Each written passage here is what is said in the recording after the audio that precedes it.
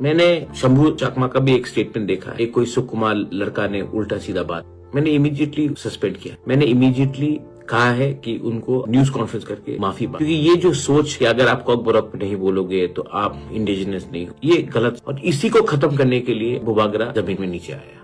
तो आप शंभू चकमा, मैं आपको बहुत प्यार भी करता हूँ, आप मेरे संग मिलते भी हो, अच्छे से बात भी करते हो, आप बहुत अच्छे इंसान भी। मैं आपको एक बात बोलना चाहता, प्लीज इसको पॉलिटिसाइज मत कीजिए, इससे हम लोग सब कमजोर होंगे, आप भी कमजोर होंगे, मैं भी कमजोर होगा, और ताकत किसी और को। मैंने तो एक्शन लिया ना, 6 घंटे के अंदर मैंने एक्शन लिया, जैसे मुझे मालूम पड़ा, सस्पेंड किया, माफी मंगवाए। आप आवाज उठाइए कि ये जो एसएसपी बोल रहा है कि 3 दिन लगा इनको एफआईआर फाइल करने के लिए, रजिस्टर करने के लिए। मेरी बहन का फोन गया, शंभू अपना एंजल चकमा का पिताजी को खुद वहां पहुंचना पड़ा। उसके पहले तो एसएसपी बोल रहा था कि छोटा सा हादसा है, मिसअंडरस्टैंड। 3 दिन बाद एफआईआर रजिस्टर किया। आज भी बोला जा रहा है कि जो लड़का है वो नॉर्थ ईस्ट का है। नॉर्थ ईस्ट में भाई बोले मणिपुर का है। मणिपुर में उसका फोटो मैं दिखा दूं, वो ना कुकी है, ना मैते है, ना नागा है, कोई अवस्थी नाम है उसका, अवस्थी। तो बोलना कि कोई नॉर्थ ईस्ट से है तो वो इंडिजिनस ही होगा। नॉर्थ ईस्ट में तो बहुत माइग्रेंट पॉपुलेशन रहते हैं। कार्बी आंगलोंग में थोड़े दिन पहले, कार्बी आंगलोंग आसाम के अंदर, माइग्रेंट पॉपुलेशन ने बोला chinky Karbi go back to China,